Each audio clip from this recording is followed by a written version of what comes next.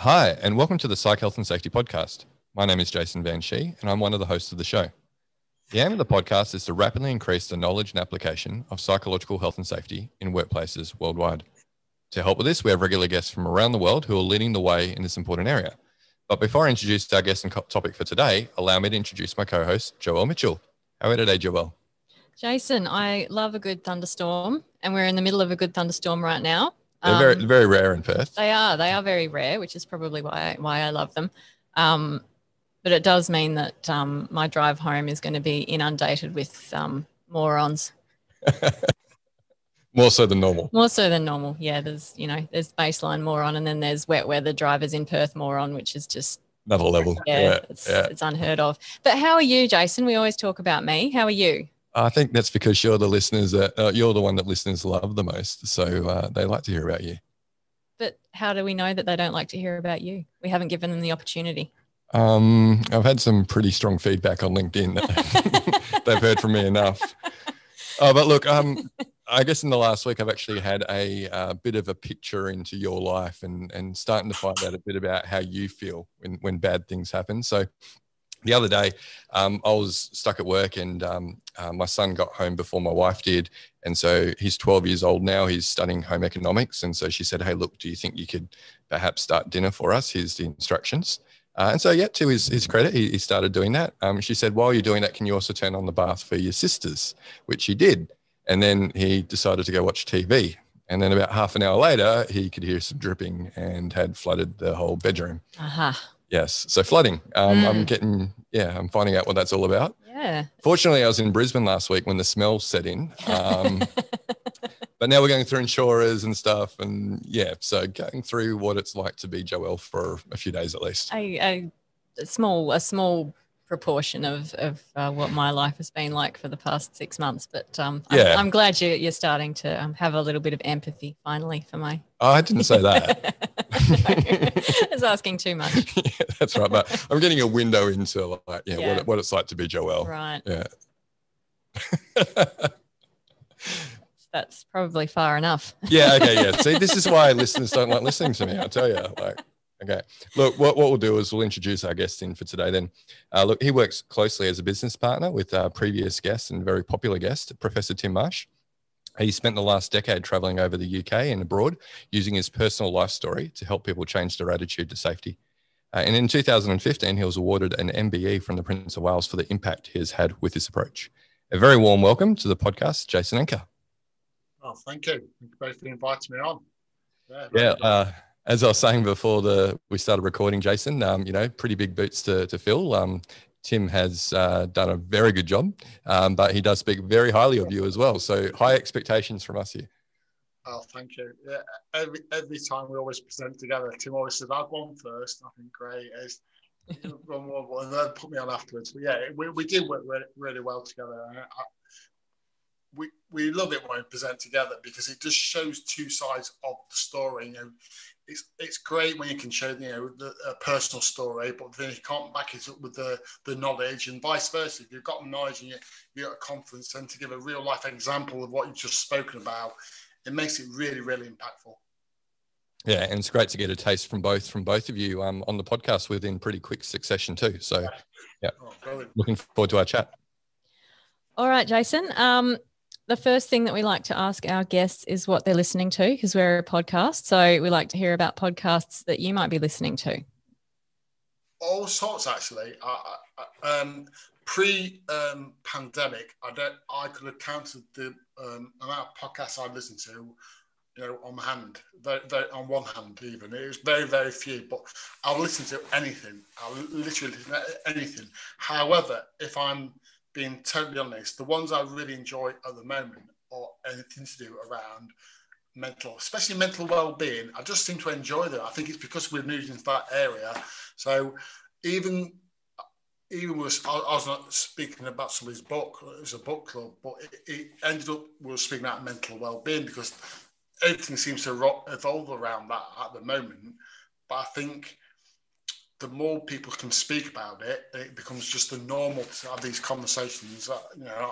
I applaud it. So yeah, so honestly, musical podcasts, anything at all. But I really do enjoy them. But mainly over the last year, I've grown to enjoy them even more. Any in particular that you'd suggest our listeners check out? There's a guy in the UK called Mark Wilkinson. He's an ex-DJ, travel the world, Ministry of Sound DJ. But he had a bit of a breakdown. He talks about his recovery. He's a fantastic guy. So Mark Wilkinson. And he runs different things on LinkedIn. He puts his stuff on multi-platforms. He's just a really, really fantastic guy. How he's sort of turned his life around from, having the highs, then hitting rock bottom, then building his life back up again. But with really, really great advice, and it's just fantastic. He has some fantastic guests on the shows as well. I mean, I was one of them, by the way. But apart from me, he has some really, really great guests on his shows, and so Mark Wilkinson, I can highly recommend. Cool, thank you. So your career path is quite different to probably all of the guests that we've had on up until now. So can you tell us about it? Yes. Unfortunately, when I was 24 years old, I was married with a couple of young children. I'd been a songwriter from leaving school. I was very arty. I had clean hands. I just, in a job I absolutely loved from school. It was my dream job. Did an apprenticeship. Loved it. And then 1992 in the UK, big recession, I lost my job. So I had to find some more work.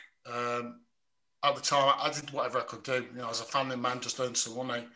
But it ended up I was working on a building site in a job I didn't want to do. I hated being there. I used to hate getting up in the morning, often late for the job. On January 3rd, 1993, the very first day back after the Christmas break, last job of the day, the rush job, so typical accidents, the unplanned work. We was asked if we could get a 2-hour job done in 1 hour. So eager to please the company we was working for as contractors, we decided to give it a go. And unfortunately, I fell from an unsupported ladder. I couldn't feel my legs straight away. So we knew it was serious. And then being rushed to the hospital, you go through the whole process, still in sort of disbelief, everything's going to be okay. To get being told by the doctor that, it's life-changing. You've suffered spine injuries and you're never going to walk again, spend the rest of your life in a wheelchair. Totally devastating, to be told by a doctor that that's it. And he literally just walked out of the room. I really, really struggled. Some people say these accidents was the making of them initially. It wasn't. I really, really struggled. I had a bad time in rehab. Spent sort of 4 months in a spinal unit. I thought I'd gone there to learn to walk, if I'm totally honest, because you see that on the movies. People don't. People recover, but it's very, very rare that people walk out of the spinal unit. So I adjusted over the 4 months to spending life in a wheelchair, learning wheelchair skills, learning how to bath yourself, all the, you're incontinent, so you have to learn how to manage your bowels and your body. It's really, really hard, especially as a 24-year-old young lad. Came out of hospital, and unfortunately my wife, she walked out after the very first day, taking two young children with her. Was I in marriage problems prior to my accident, so it wasn't sort of that much of a shock, but obviously at the time I didn't know how to deal with myself, especially when we talk about your mental state, because 28 years ago these things just weren't talked about as freely as they are today. I really, really struggled. I struggled with myself. I struggled speaking up about how I was feeling. So I resorted to probably very typical actions. Alcohol became sort of the crutch.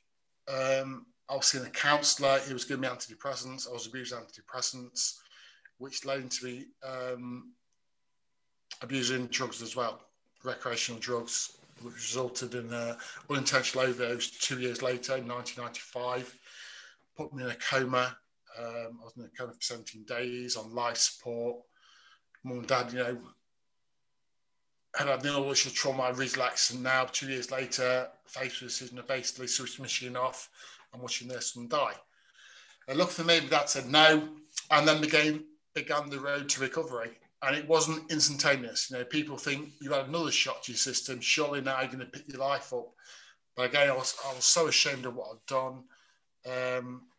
But I found a way of coping, and we'll move on to it later on. I just found a way of coping. You know, I had like a 2-week cycle.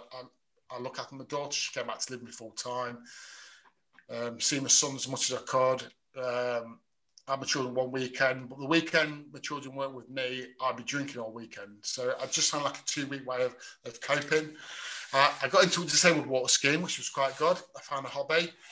But again, the social side, anyone who knows water skiing, there's a huge social side with that you drink after you've skied all day. So alcohol was still sort of really prevalent in my life. I had a long-running compensation claim, supposed to be sorted out after 5 years, but unfortunately it ended up taking 14 years. So I got compensation after 14 years. We invested most of the money. This was in 2007. I got my money, finally got my compensation. We invested it heavily in the stock market. In 2008, the financial crash came. So we lost half the money in the financial crash. So all these things was just errors that was affecting my life. You know, alcohol then became a big part of my life again because I was having a lot of social problems at home. But then a chance meeting in 2008 with a guy called Dan Terry. I will name him because he's suddenly passed away. Dan Terry. He heard of my story quite bizarrely as well at a party somewhere. He heard someone speak about me, and he just said, you know, I'd like to speak to this guy. And I went to meet him, and he told me what he did, and he listened to my story. He said, do you know what? He said, I'm not too much interested in what you did. Obviously, you need to tell people how you had your accident. He says, but what I think can create an impact is you telling people your story of the impact at the time, the last sort of 16 years of your life, you know, what you've been through, because that can change people. And I'm not a speaker, I'm not outgoing at all. So when he sort of touted the idea to me, I was thinking, oh, it sounds good, but I don't think I'm capable of doing that. And he took me to his very first job he took me to, just to listen, was an onshore oil platform in the UK, in the middle of nowhere.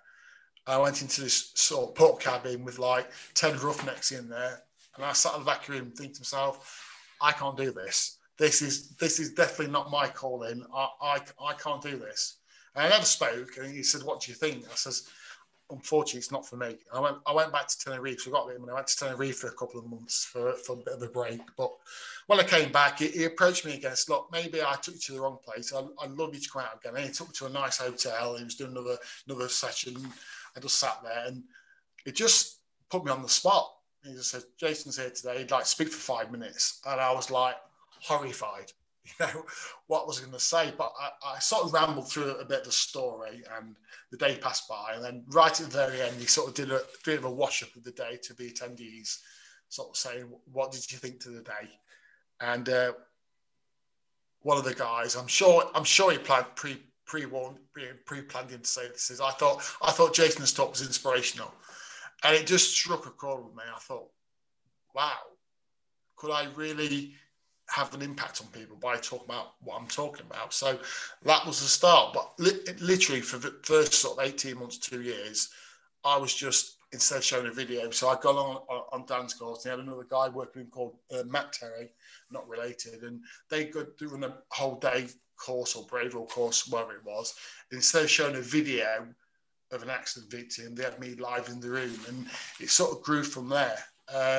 But initially, my story was heavily about fall from high, all about workplace safety, don't do this.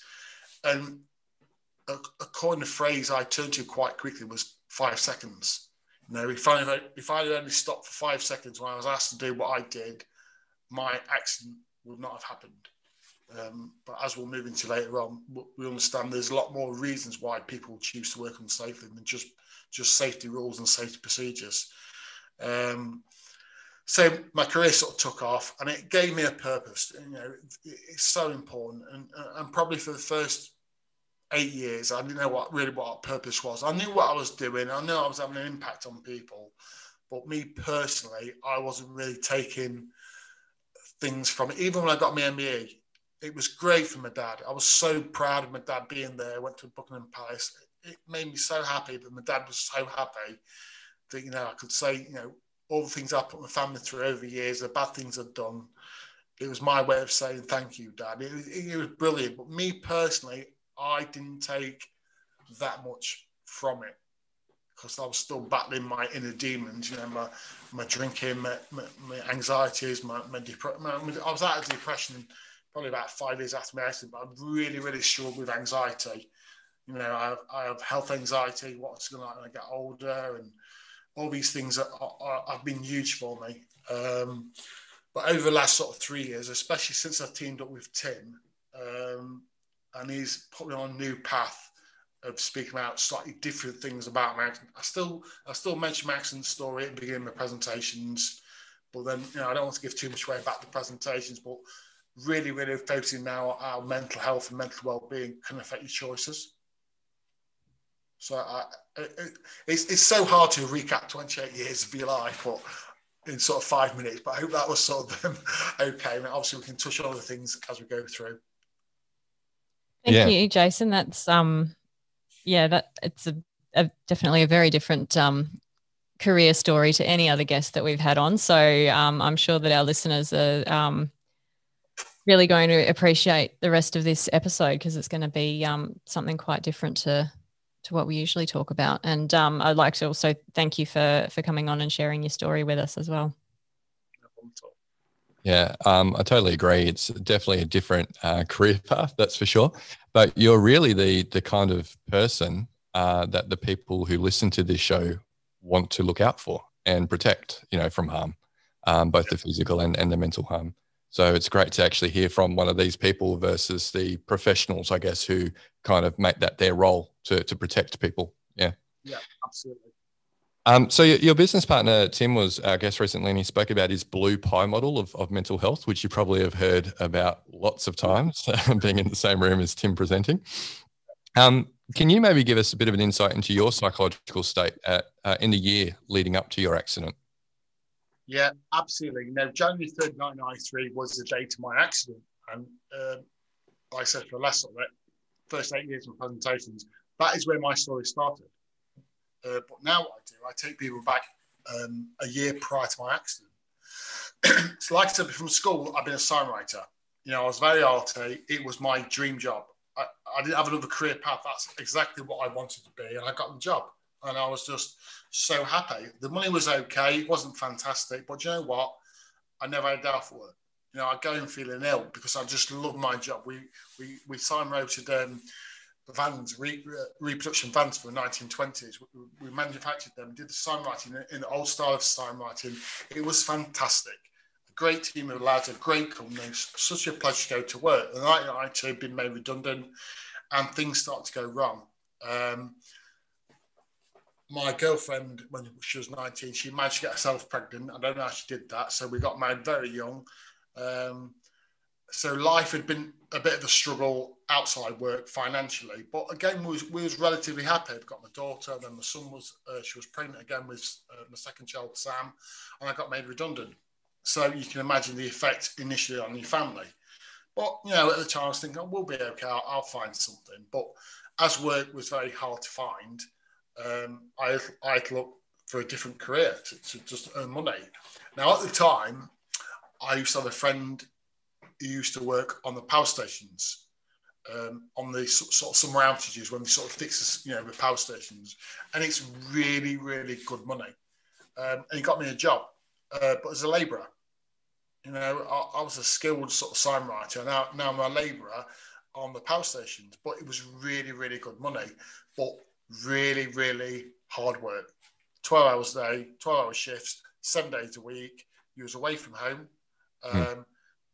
You know, you was away with lads, other men, working 12 hours. As soon as you finish your shift, you go straight to the pub. You have loads and loads of beer, go back to your room, get a shower, go to bed, get up in the morning, go back to work. It was really, really hard.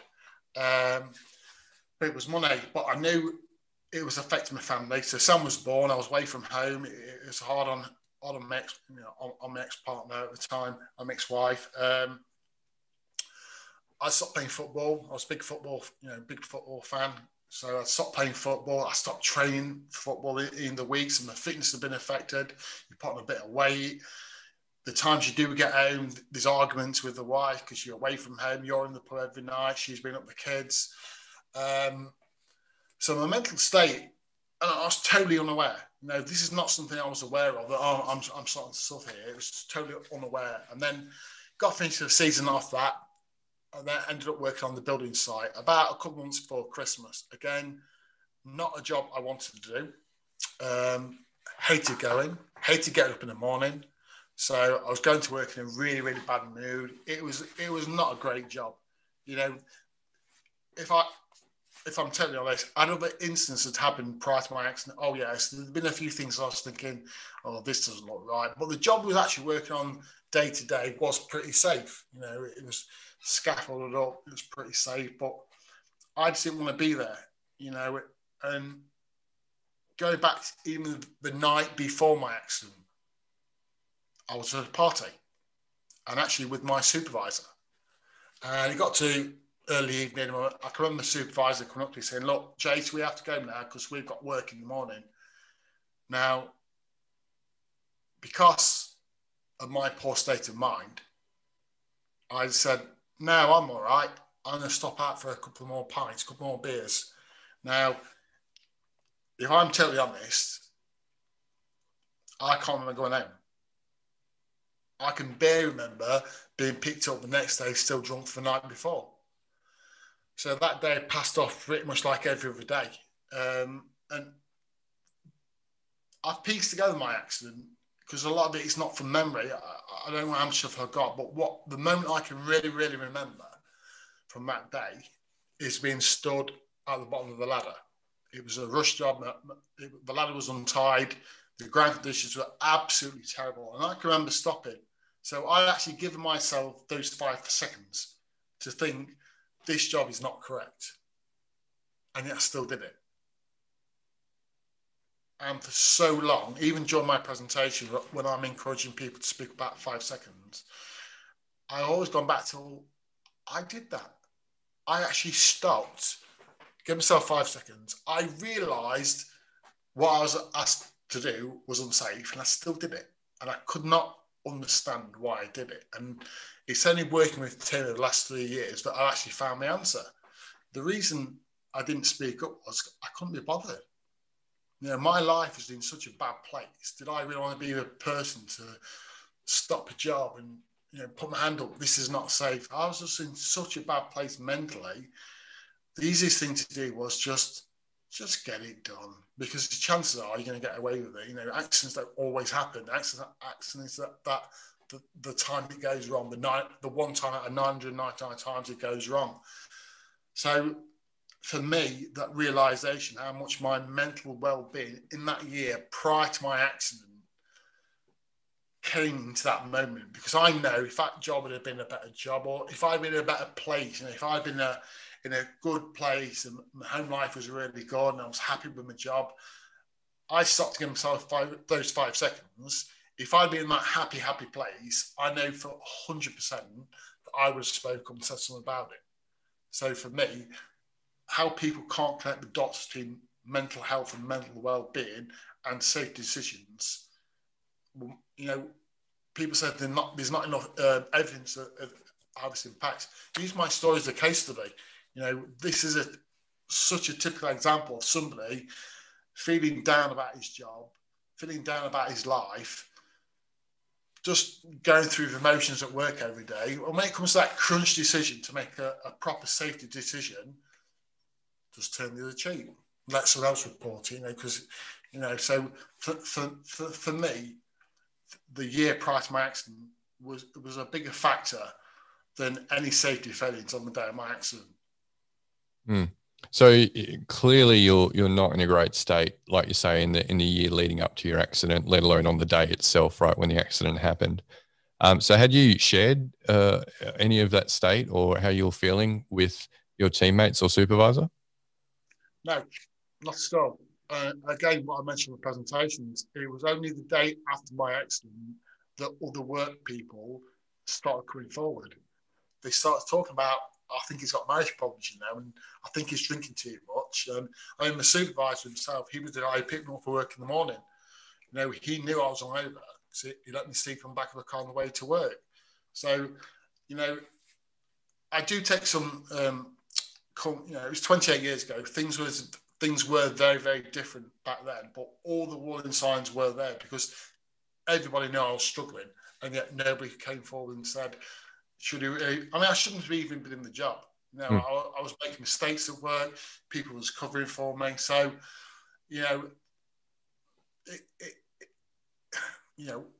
I don't blame people back then because we didn't have the awareness now. But if that was today, there were so many opportunities for people to come forward and say, look, this person isn't right. And the supervisor himself, he took personal responsibility for my accident. He'd actually footed the ladder when I came down for the very first time. I actually got to the bottom and he moved away. And I went back up the ladder, then it slipped and I fell. And everyone thinks he blames himself for my accident. And his son's actually friends with my son. And he said, my dad doesn't blame himself for your dad's accident. I actually walked away from the ladder because he thought he was down. What my dad can't deal with is the fact he allowed him on site that day. He picked him up for work, he was drunk, he allowed him on site. And he actually moved away. He actually split up with his partner. And I think he came to the hospital after my accident, realised how bad it was, and then he left, and we've not seen him since. Wow. We don't know the impact that my accident had on him because he made that choice to allow me on site that day. So, yeah, that was a great question, Jason. Yeah. So, it was a while ago, but why do you think no one really confronted you about your behaviours or, what was going on in your life, or the fact that, you probably weren't safe for yourself or other people on the site? It probably had a lot to do with the time of the year, the recession. A lot of people have lost their jobs. So, very similar, in some ways, very similar to what we've been through this last year. Are people that confident to come forward with these issues because it's probably so fearful, maybe, of losing the job, losing employment? They've got bills to pay. So, is it falling back into that old trap where people are fearful to speak up in case they lose the job or they lose the next contract? So they'd rather not speak up. So, I think this is where the awareness, this is where the work that we're trying to raise the awareness that it is not worth taking that chance. Yeah. So you've described sort of what was going on for you in the year leading up to your accident. Can you share with us the impact that the accident had on your mental health? You've sort of alluded to it a little bit earlier. It was totally devastating. I do know a couple of people who've had an accident, and they've actually unbelievable. There's a guy in the UK called Sean Rose. I mean, from day one, coming out of hospital, he just thrived. He wasn't letting his wheelchair affect him at all. And these people are inspirational. They are so amazing. And we look at these people. The majority of people are not like that. And I was one of those people. I just did not know how I was going to cope. So from leaving hospital, alcohol became my crutch instantly. I'd always been a drinker before my accident, but not massively. It's like a social drinker. But when you're at home all day and your friends are at work, and all of a sudden there's a bottle of vodka in the house. I didn't have my kids back then. I used to see them, quite often, but not every day. So the days I didn't see my kids, a bottle of vodka would be out, and I'd be drinking all day. And then my friends would come home from work. They didn't know what to do with me, so they start taking me back down the pub again, getting more drunk. And my dad was away working. Mum used to come round. I took all my anger, all my anxiety, all my problems out of my mum. I was very shocking to my mum. And that went on for about 6 months. I found out my wife had an affair while I was in hospital as well. All these things you get. Every time you try to pick yourself up, the next bit of bad news will come along to beat you down again. I didn't know how to get out of it. Like I said, I'm not a very confident person. So actually coming forward and telling people I'm really struggling was very difficult. And also, when you see other people around you struggling, you try and put on that brave face. You don't want people to see you. So my friends went from, I'm fine, I'm going to, and they'd be drinking, you know, I'd feel my party atmosphere, and I'd be falling out my wheelchair all the time. But I didn't know how much my friends were struggling.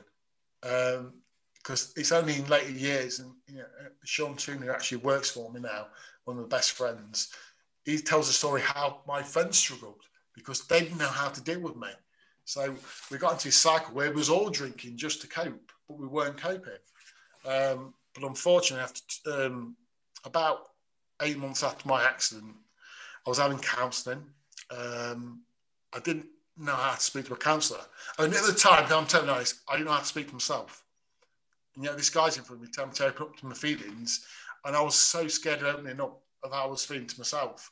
I was just masking, you know, very typically for a lot of people, just masking, using the crutch, whatever I could find. And as I mentioned before, I was a big football player at Nottingham Forest, if anyone knows who we are. A very small team, but we won the European Cup twice. So, but it's a small local team.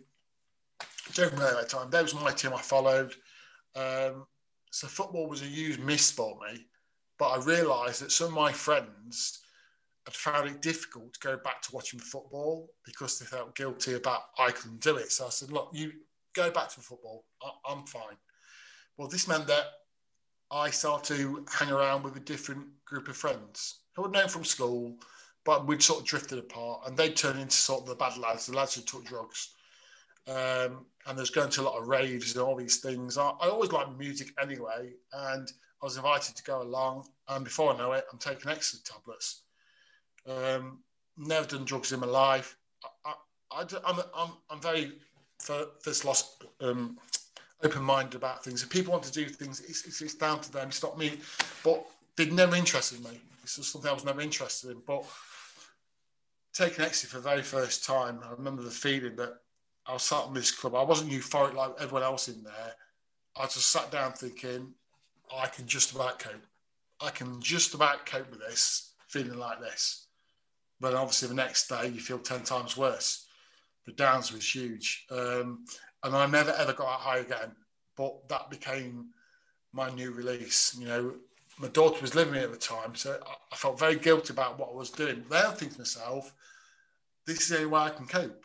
You know, this is the only way I can get through what I'm going through. So I found myself on like a 2-week cycle of having kids, drinking, taking drugs, being completely sober for a few days while you got the kids, and then back to, you know, the ups and downs was absolutely huge.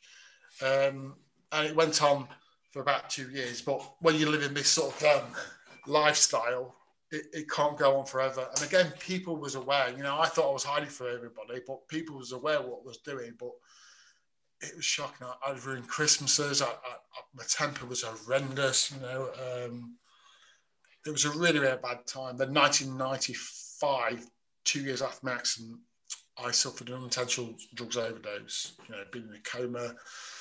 When I came out of that, I realised I had to do something. You know, I realised I had to do something different. But my battle with anxiety really kicked on from then. You know, I couldn't hold the relationship down. I'd get a girlfriend, and the chair was never an issue for them. It was my mental state. They couldn't just live with my mood swings going from this really, really happy person to this really miserable person. But alcohol became, again, the crutch that made me happy. I drink, I'm a bit outrageous, go singing in karaoke bars and all this. And everyone thought, oh, Jason's a really happy guy. But as soon as I was sober, my lows was absolutely terrible. So, yeah, it was just years of just battling anxiety and depression, ongoing, and trying to protect people around me. So I never opened up once about how I was feeling. You know, that was sort of how I lived for nearly 16 years. So can you take us through how did you start to get to a point of recovery then? Well, obviously, we've mentioned the speaking, so that was the first phase. And Dan Terry, bless him, he became a real mentor for me, and not just in the speaking, but in personal life. You know, he took me to one side and said, look, you need to start having some goals in your life. And I talked about to him that I'd always been searching for this one big thing that was going to change my life. You know, something come along like the water skiing, and I get into it. Initially, it'd be fantastic. This is it. This has changed my life. And after a few months, it's a wear off, and I'm back to feeling depressed again. And then, even when I got compensation, you know, I didn't get a huge amount considering my accident, but I got £480,000 UK pound. But again, totally unfulfilled. I got my check. I'm thinking, is this it? So the speaking was the thing that was going to change me. But again, I looked at the speaking as a big whole thing. It was the speaking.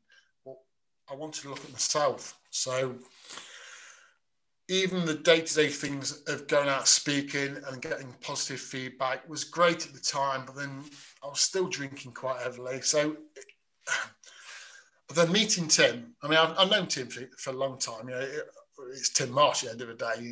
You get to meet him at conferences, and we sort of a bit of a friendship. We got to watch boxing shows together. So we had this bit of a friendship, and then I'd finally managed to get myself into a relationship after 20 odd years. So everyone's sort of delighted I'm back into a relationship, and everyone's terrified that if it goes wrong, I'll completely go off the rails again. But it did, unfortunately. It lasted a couple of years. And I was actually working away when she left. She walked out of the house we've got. And I was working away, and I had a meeting with Tim planned in Manchester. So I went on for a breakfast meeting with Tim, and he said, how's the ex-partner? And I said, oh, we've split up. And he said, oh, I'm sorry to hear that. He says, are you okay? And I said, yeah, I'm fine.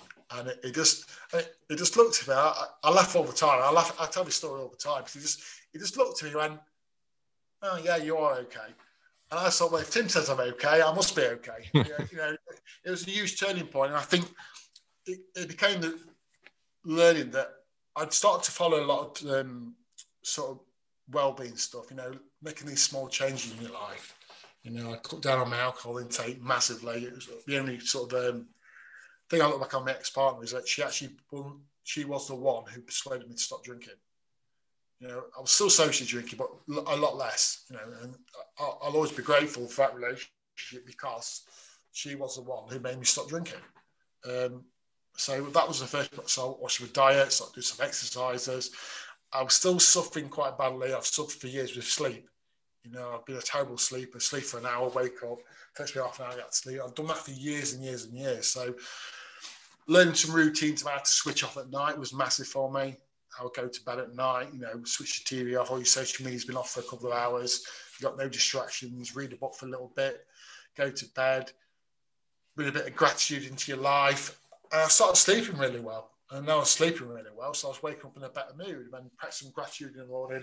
And I think all these little things initially didn't seem that much, but over a period of time, these little things you do on a regular basis start to become big things. And then what was a real big thing for me was people start to notice. So people used to say to me, oh, you seem so different. What have you done? I said, nothing really. I haven't done anything. But then the realization that all these little things, I started to make a massive change in my life. Now I constantly look to something else. No, I mean, at the moment, I'm big into Wim Hof. I don't know if anyone knows of Wim Hof. Wim Hof is a lot of cold therapists. He's very into cold showers in the morning. Started 3 weeks ago. It's like a revelation. I had one this morning. You get up in the morning, I do my gratitude, do my breathing exercises, just little things. Have a cold shower in the morning. I want to about 4 minutes at the moment. I've got to go for 6 minutes. That's me. I do 6 minutes in a cold shower in the morning.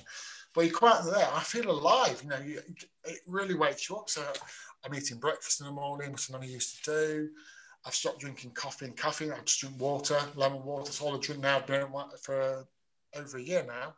Just drink hot water. You know, so I'm more hydrated. So I'm having less bowel infection. So all these little things have started to add up. And the biggest challenge for me was to bring this topic into my day-to-day safety presentations to these, you know, guys on building sites to kind of really talk about all these little things. But I've actually bring it in right at the end of my presentations, and it is surprising how it's going down, that people are sort of realizing there is something in this, that you can set yourself up to have a better day by how you feel in the morning. I think that's fantastic, and I think it's such a helpful takeaway for people who maybe are having a hard time, that, you don't actually have to try to introduce these enormous, daunting changes in your life. You can just do one little thing and wait for that to be embedded, and then do the next little thing. It doesn't have to be a huge, big effort. You just start with one thing. I think that's fantastic. Yeah, I think I saw a picture on LinkedIn. I've actually saved it somewhere. I haven't used it yet. It was two separate ladders, and one ladder had loads and loads of rungs on it. I don't know if you've seen it. And the next ladder had the rungs massively apart, and the person stood next to the ladder with small rungs is right near the top, and the person with these big rungs on the ladder is right down at the bottom, still waiting to climb it. I think that's a great way of explaining what I'm talking about. I'm moving so much faster in my life. Things are getting so much better since I've been taking all these little steps every single day. It's just been amazing. And Tim says it all the time. I look 10 years younger today.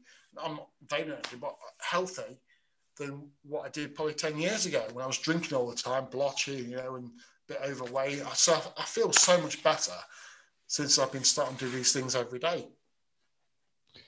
Yeah, no, that strikes me as well. I do know the image that you're talking about, and it is so appropriate for what you're talking about. It'll be good for you to start incorporating that in your talk, no doubt. It is that decision paralysis or opportunity paralysis, where there's too many options, is just easier not to do anything, right? So if you can just commit to one, and like Joelle was saying, just do that one thing until it becomes a habit and ingrained, then add the next thing, the next thing. Yeah, it's really great to hear that it's been positive for you and has obviously had a benefit. Don't look a day over 30, mate. Yeah, absolutely. And I think the example I use when I'm on presentations is, could you imagine that you've had a bad day at work? It's a Friday. You've gone home. You had such a bad day. You go straight to the pub, have too much beer. You have a bad weekend, with the kids. You're not doing entertaining the kids. You fall out with the partner, the wife. You come back to work Monday morning. You have another bad day, and you go home from work, back to the pub again. And then by the time you get home, the kids are in bed, and you end up sleeping on the settee, drinking a bottle of wine. And you wake up for work the next day, and you're late for work, so you have no breakfast. You rush downstairs. You're in the car. You bit of road rage on the way, and you get to work. And you clock on at 8 o'clock. And that's you for the day, and that's when your day starts, 8 o'clock in the morning. But your build up to that moment is massive.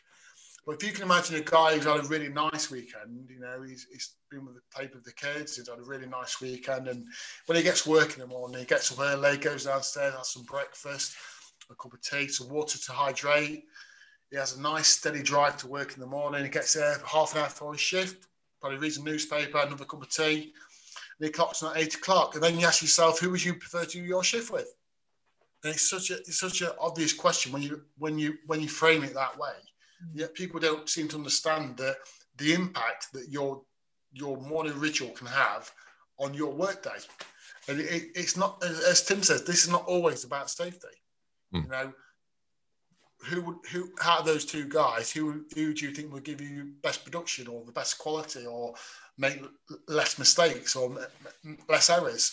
It's the guy who's switched on. So when you look at Tim's pie model, it's a classic example of what people are like. When you have more issues, you have more blue parts to your pie, simply because of your setup for your day. So I think the setup for your day is massive. I call it giving yourself 15 minutes in the morning. Just give yourself 15 minutes in the morning to prime yourself for your day.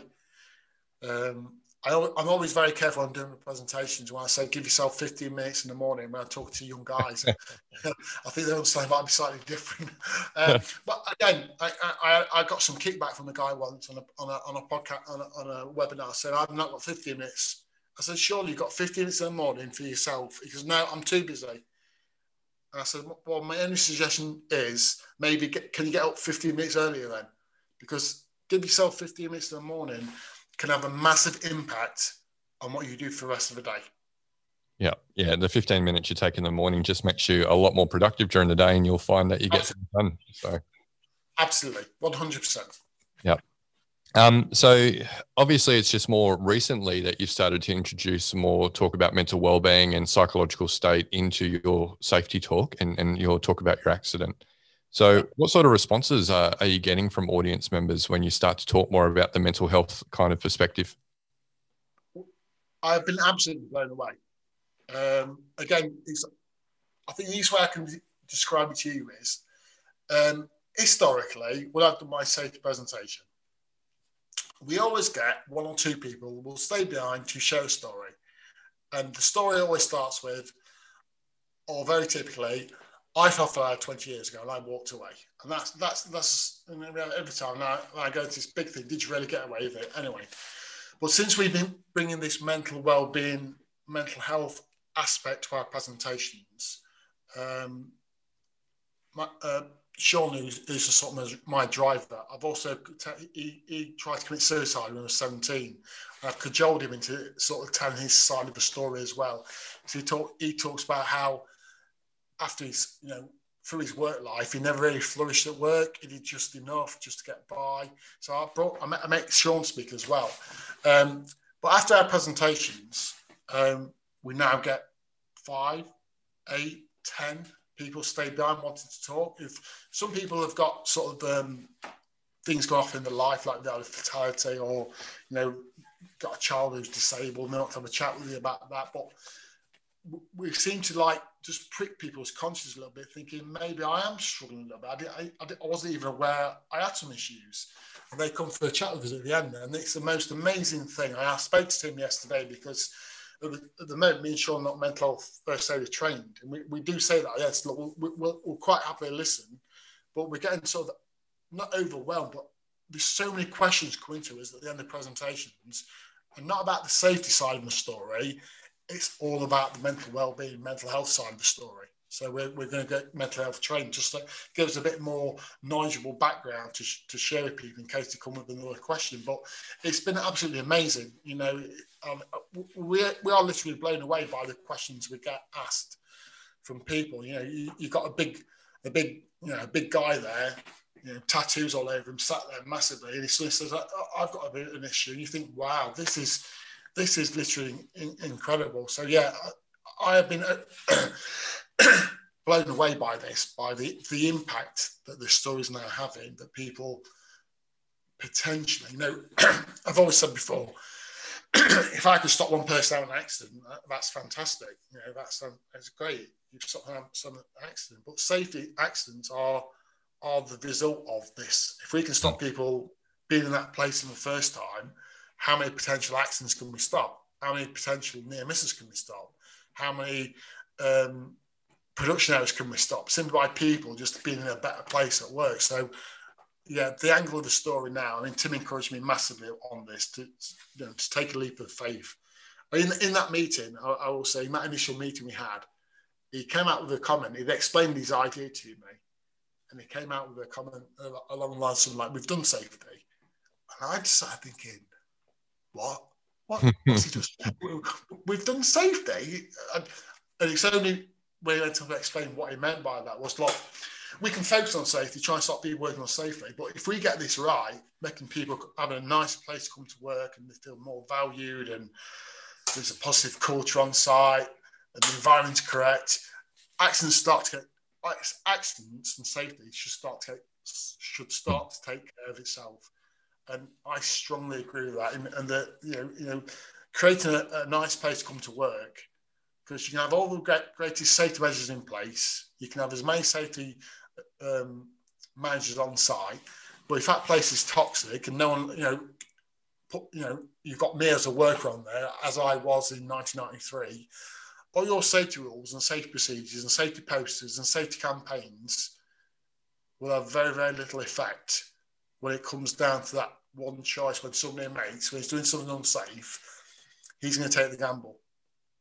So for me, what the place where we're going with Tim, with Anker and Marsh is just fantastic. We can be an inspirational speaker. I fight my corner a little bit because there's been a bit of a shift at the moment. So inspirational speakers, they don't work anymore. I totally disagree. We can be the people to make people want to do something, but then you have to have the knowledge of how you do that. That's why the team of, me and Tim working together, it works so well. I can be the reason why people want to do something, but unless they know how they can do that, and companies learn what they need to do to facilitate what they need to do. So when people come to work like me in 1993, if I was working in a really good work environment, that could be my focus. That could be my lift to bring me out of my dark place where I was. Good work is good for you at the end of the day. And we can't only do a job, your dream job, like the sign writing, but I could have actually been working in a place where I felt valued. So I've gone to a job I didn't really want to do, but they made me feel valued. I know this is not such a bad job after all. He's not a bad boss. I quite like him. He's all right. It would lift my mood. Maybe I could go from work that day in a better frame of mind. So I go home in a better frame of mind, which then gives my partner, my wife, or my kids a better time at home. So then I'm feeling even better about myself. So I'm back to work Monday morning thinking, oh, what else can I do on this job? So I think the connection between mental health, mental well-being, and not just as a tick box, let's get some mental health first aid in, let's get some bites, bike to work, have some apples and bananas in the canteen. That we need to do a lot more, because I think the payback financially for companies who invest in good sort of mental health and this holistic approach to mental health, safety and well-being, they invest in that, the return on their money will be huge. And then, when less accidents, people happy at work, people not feeling bullied at work, not feeling pressured at work, feel like we can openly come and speak up about any subject, safety, mental health. And if we can create that environment in the workplace, I think that would be absolutely fantastic. And at the end of the day, if we really, really want to get better, these are things we're going to have to do. Well, I'm for one glad that Tim convinced you to incorporate more discussion around the mental health side and not just so much the safety. But one thing that you said that really I think makes a lot of sense is focusing on the mental health and boosting wellbeing versus just safety and preventing accidents. I mean, when you do that, I think really you're pitching to the 1%. You're going to pitch to the people who have a near miss or have an accident, and if you prevent that, they're not even going to notice, right? Because these things are called accidents for a reason. They're not planned. So you're really pitching to a very small group. But if you're teaching everyone in the audience how to improve their well-being, which has all of these flow-on and benefits as well, you're actually then, resonating or actually connecting with 100% of your audience rather than a small percentage of people who might be involved in an accident. Absolutely. Absolutely, you couldn't say it better. That's exactly what this is, and it took me a while to get it. Even when Tim was explaining to me, I'm thinking, "What? I'm trying to stop people having accidents here. This is what I'm trying to do." But I realise now, potentially we're stopping a lot more accidents, and potentially we're helping more people. People who sort of go away and think about the life a little bit. Maybe I'm making some bad life choices here. Maybe I can improve my life by just making some simple changes in my life. So, yeah, it's been absolutely a revelation to me that we can be so much more from my story than just work safe, don't take chances, because that, it's not going to get us where we want to go. Absolutely. Have you got any examples you can share with us of sort of feedback that you've had from your guests where you have actually been able to have that sort of immediate impact on their work? I've got a couple of stories, yeah. And the one that always resonates with me all the time, it's probably when we first started building this into the presentation. So it's quite early days. And as I said, we started getting a lot more people waiting behind after presentations. And it was for a regional airline in the UK. And we've done about 4 days there, something like that. And they asked us to do a night shift and went to about 8 o'clock in the evening. And it was to the engineers who were servicing the planes that flew around Europe the next day. And when we finished the presentation, we had the usual conversation. One guy in particular was hanging back from everybody else. And he came up and we had a look left and he said, my brother's in a wheelchair after an accident like yours. And I honestly thought that's where the story was gonna go. But then he said, my brother lives in London. I live next. He says, unfortunately, one of my parents passed away a couple of weeks ago, and it's really, it's really devastating. He says, but my brother in particular, it's hit him really bad. In fact, he's got off the radar a little bit. I can't really make contact with him, and I've rung some of his friends in London, and no one's really seen him on the social scene for the last couple of weeks. I'm a bit concerned. And listen to your story. Family's the most important thing. I've decided that tomorrow I'm not going into work. I'm going to drive to London in the morning and see my brother, because that's the most important thing. And I said, look, maybe what I would suggest is that you go and tell your manager the story that you have just told me. And the starting part of his story was, he actually said that it was a Thursday evening, the presentation, and he said, I can't remember being at work all week. I've had so much worry on my mind. I can't remember being at work all week. Now, when you take into consideration this guy serves in planes that are flying around Europe, the fact he's saying he can't remember being at work all week, his blue pie wasn't half. His blue pie was totally full. It was full. It was steaming over the sides. And I gave him a card. I said, look, can you give me a call, see how it goes on? He rang me over the weekend. He said, I took your advice. He says, I took that advice, went to summer manager, and I told him everything. And his manager said to me, look, thank you for telling me, because now you're saying you're not coming tomorrow, so go and see your brother. I now can arrange somebody else to come in. So if you'd just not turned up, I'd been short tomorrow, that would have caused problems. He says, now you've told me, go and see your brother. It's the most important thing. He says, in fact, how do you feel tonight? Do you feel like you can do shit? Do you want to go home? And the guy just said to him, no, I'm all right. Now he got off his chest. Yeah. He felt like he was able then to finish his shift. And I think that is a great example of somebody whose pie was full, and by talking to his manager and getting the right response, by the way, which is very important. It's not just sharing. It's like getting the right response from his manager. His blue pie was suddenly empty enough that he could go and finish his shift. So I think, a story to tie into what Tim's blue pies mean, and a live example of somebody doing exactly that. Well, there's your example. That's a fantastic example. And yeah, you're absolutely right. It's, the supervisor's response to that opening up and sharing is absolutely critical. But yeah, really interesting that he could, just purely from sharing that with his supervisor and having a solution and knowing what he was going to do next for his brother, that was able to help him stop sort of ruminating on it and being able to focus on his work again. So that's a fantastic story. And there's potentially plane passengers in Europe who might owe you their lives. Yeah. As you both rightly say, some of these things we never know. We never know if it's been a problem. Unfortunately, been a plane crash. Let's look for the blame somewhere. I don't think that we'd ever look that far back to see who's the guy who actually served the plane. What was his mental health? What was his mental state at the time? We know that question would never have been asked. It's just so that's why it's so important. Absolutely. So you were talking about you've just recently been able to go and do your first live talk in a very long while. So pandemic restrictions in the UK are starting to ease a bit, and people are starting to head back to work. From your perspective, what are the types of issues that employers should be thinking about when they've got people coming back to work after such a long time? Absolutely. I've been quite fortunate. I've done quite a few webinars and podcasts over this time.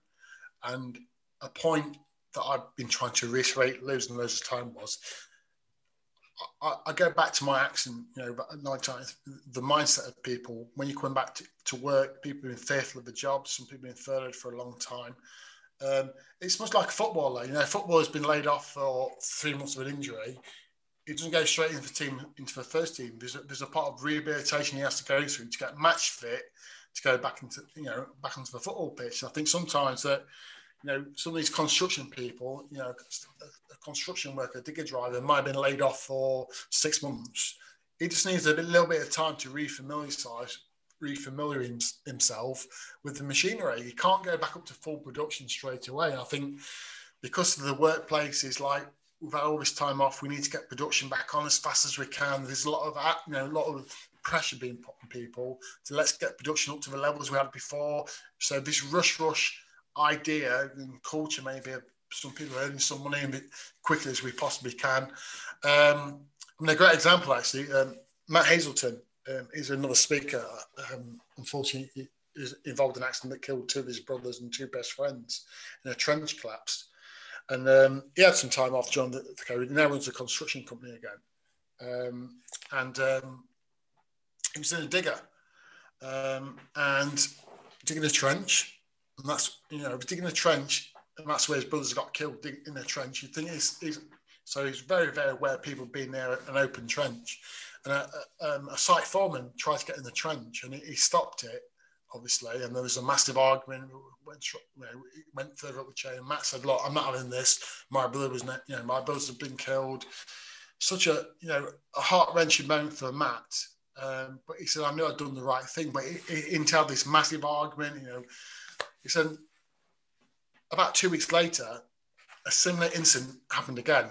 A young lad got into a trench. And Matt said, and I applaud him for saying it, he said, even though what I've gone through, losing two brothers and two friends in an accident, knowing the fallout of my family, knowing what we've been through, the memory of this incident 2 weeks ago, it says, for a split second, I nearly allowed it to happen. I mean, he went out and got the guy out straight away. He says, but knowing what I know, for a split second, I nearly allowed it. And I think that just shows that we've come out of this pandemic, people are eager to get back to work. But my belief is that everybody's been affected somehow. So everyone's mental state has been affected by this some way. You might have lost somebody, you might have been furloughed, you might have been working under pressure, you might have no work, now you're back at work. Everyone's been affected, and we have to give people time and a little bit of space to build up to when they're fully fit, mentally and physically, to do these production targets again. I think that the fear of me, it's been a fair way through, and the only way we're going to know there's an issue, and I've said this a lot of times, and I'm hoping to prove wrong, that something serious is going to happen somewhere. And that's when everyone will suddenly realise, like before, we're great at learning from the past, but we're not very good at stopping things from happening at all. So we need to really focus on that. Let's have a quick look at what people are like, their mental fitness for being back at work. Yeah, that's good advice. And yeah, certainly very, very timely. Yeah, and similar to what we heard from Paul and Joan as well in the aviation industry. Obviously, a lot of them been furloughed for quite a while. And we're talking about highly skilled people and people responsible for the safety of sometimes hundreds of passengers. And we need to make sure they're in the right mental state before they start doing that work again. Absolutely. Yeah. Look, Jason, it's been a great discussion so far. And, obviously you're newer, I guess, to this mental health world in workplaces, if you like, and sharing your own story and reflecting on your mental state. And it's great. I think you guys, you and Tim, do make a dynamic duo, if you like. So given what you know now and the impact of your work on destigmatizing mental health and getting people to open up and think about their well-being and their actions and how that influences it, what would you like to see happen in the future? What are your hopes for workplace mental health? I think, I know Tim mentioned it a lot, it's like, until companies link this all together and take this holistic approach to health, safety and well-being, I think when we try and marginalise something a little bit, the focus goes on one thing, the shift goes that way. I think we have to take a holistic approach to this. We have to be, safety, health, and well-being. And I say, it only takes a breakdown in any one of those to like cascade into the next one. See, the thing about mental health and mental well-being is it's not just an impact on safety. This has an impact on production, impact on quality. I think some people think mental health is just about, like, as we said, bikes and bananas, and it's a lot more than that. I think workplaces have to have initiatives, get people more mental health first aiders trained. That's a great starting point, but that's all it is. It is a starting point.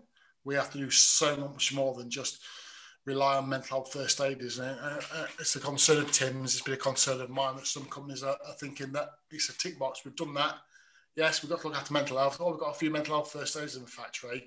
That's that tick box ticked. That sort of realising there's so much more that goes into that, creating the right culture where people actually enjoy the work. It's how simple, the work environment, making people feel empowered, making people feel important. They're part of the team. And that could go down to the janitor. If the janitor feels he's part of it, he'll sweep up better, he'll clean better. So you get more discretionary effort from people, but just by treating them better.